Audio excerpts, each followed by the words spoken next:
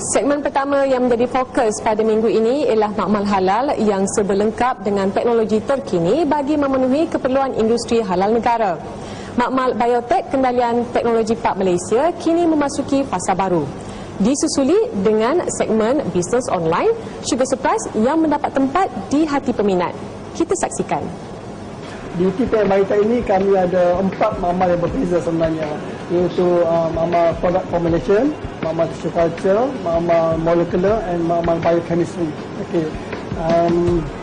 Di TPM ini kami semua makmal ini sebenarnya adalah untuk analisis yang mana kami offer services ataupun perkhidmatan makmal kepada orang pihak luar, kepada industri dan juga kepada pihak autoriti. Ada 2 makmalnya adalah berjurus ke arah halal analisis, iaitu makmal molekular dan makmal biochemistry. Alat yang ada di makmal kami juga merangkumi untuk analisis halal dan tariban.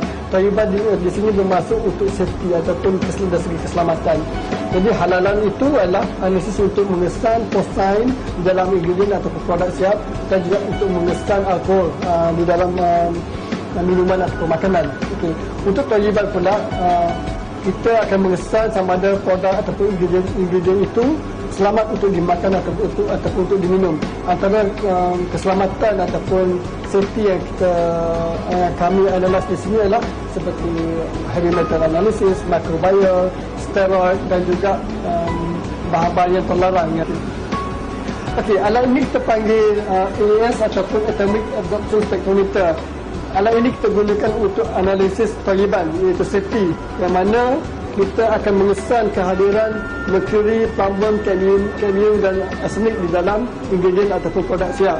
Ini sebagai langkah keselamatan supaya had ataupun content of metal yang telah ditetapkan itu tidak melebihi had yang telah ditetapkan oleh Kementerian Kesihatan. Alat ini kita panggil GCFID ataupun Gas Chromatography Flame Ionization Detector. Ini kita gunakan untuk analisis alkohol ataupun etanol di dalam minuman ataupun makanan. Sebagaimana telah ditetapkan oleh JAKIM, yang mana minuman ataupun makanan tak boleh melebihi kandungan alkoholnya sebanyak 1%. Inilah yang kami lakukan. Maksudnya, setiap ingredient ataupun minuman ataupun produk yang dihantar kepada kami akan analyse ataupun analisis di sini untuk memastikan peratusan ataupun tahap etanol di dalam produk ataupun sampel yang dihantar kepada kami itu.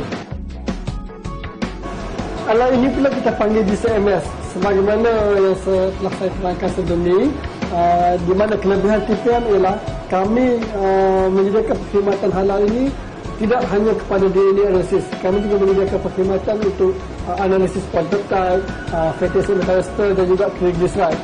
Jadi alat ini digunakan untuk mengesan kehadiran lemak babi di dalam produk-produk yang berasaskan minyak seperti margarine, cooking oil dan juga butter.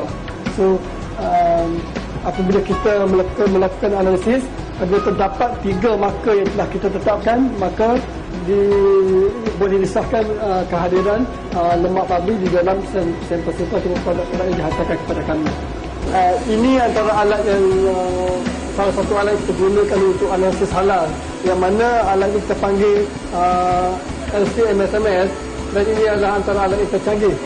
Alat ini kita gunakan untuk analisis polypeptide, yang mana polypeptide ini adalah salah satu kaedah untuk mengesan porcine dalam produk-produk seperti produk gelatin yang mengandung gelatin. Dan antara produk yang kita analisis di sini ialah seperti gummy, jelly dan apa saja bahan-bahan yang mengandungi gelatin. Dan melalui alat ini kita boleh mengenal pasti sama ada contamination ataupun formulation yang mengandungi bahan-bahan yang haram itu. Walaupun kontaminasi itu teramat sedikit, alat ini sebenarnya teramat sensitif sebenarnya.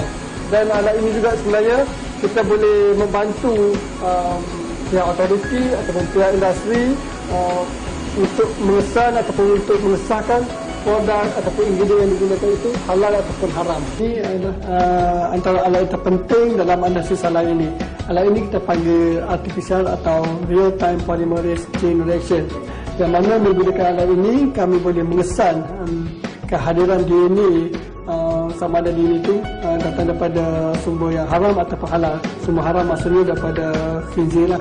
DNA analisis di sini antara yang telah mendapat pengiktirafan ataupun mendapat akreditasi daripada Jabatan Standard Malaysia semenjak 2010 lagi, yang mana mamal sains halal di TPM Baita ini antara mamal terawal yang mendapat pengiktirafan ISO 17025 dalam analisis halal melalui analisis DNA.